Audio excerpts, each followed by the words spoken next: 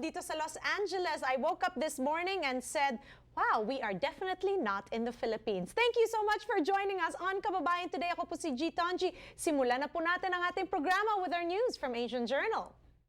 Asian Journal, the leading Filipino-American newspaper since 1991.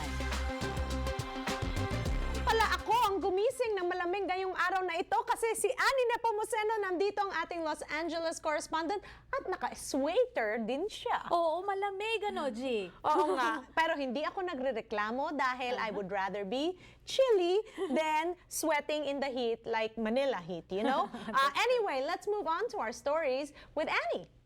At itong ating mga balita mula sa Asian Journal. President Barack Obama delivered his 7th and final State of the Union address last night, focusing on the country's future and his legacy as president rather than urging Congress to pass specific proposals.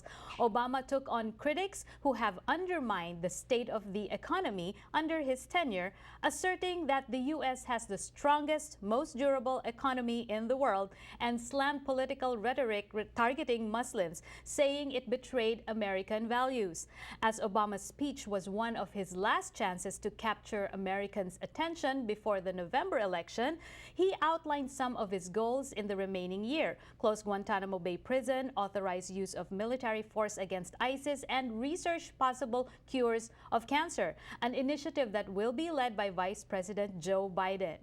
All right, and I just find it funny that in this photo, the Republican right behind him is so stoic and keeps a face na parang, hindi ako papalakpak, hindi ako tatayo. Makikinig lang ako. He did smile a little bit more than John Boehner did before. Yes, well, let's move on now to this next news story from Asian Journal.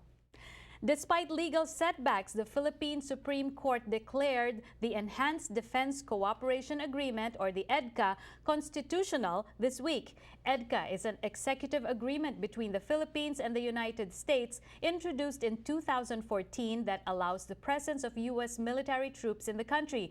This decision comes amid the ongoing conflicting claims in the South China Sea and is another way the U.S. is re-establishing its power in the Asia region. Many left-wing activists denounced the ruling, saying the agreement only serves American interests.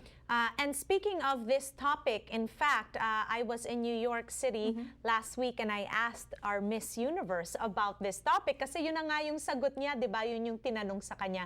So kailangan niyo po abangan ang ating one-on-one exclusive interview. Bukas po yan, tsaka Friday. On to our next story. Busloads of PhilAms from California and Nevada came out to see Hillary Clinton when she visited San Gabriel last week to launch Asian Americans and Pacific Islanders for Hillary, a grassroots movement to mobilize the fastest growing minority group in the country to vote for her this November. In a roughly 30-minute speech, Clinton covered issues like reducing visa wait times, providing accessible public higher education, and giving tax breaks to those who care for elderly family members, all of which PhilAms care most about. Despite the overwhelming support from many PhilAms, some PhilAms expressed their opposition to Clinton, claiming that her presidency would not benefit AAPIs. All right, and I know I'm not allowed to say on TV who I'm going to endorse, but I like her.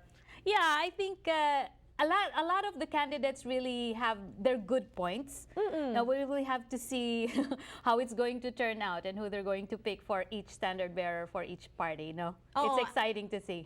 And of course, it says a statement that America can actually have a woman president. You know, that's very empowering as a woman. Okay, moving on. Exciting ito. Ang loto, naku, 1.5 billion na. Bumili na ho kayo ng ticket. Are you ready to be a billionaire? The next Powerball drawing is at 8 p.m. Pacific tonight. If one person wins it all, he or she would get a lump sum of $868 million if they choose the cash option.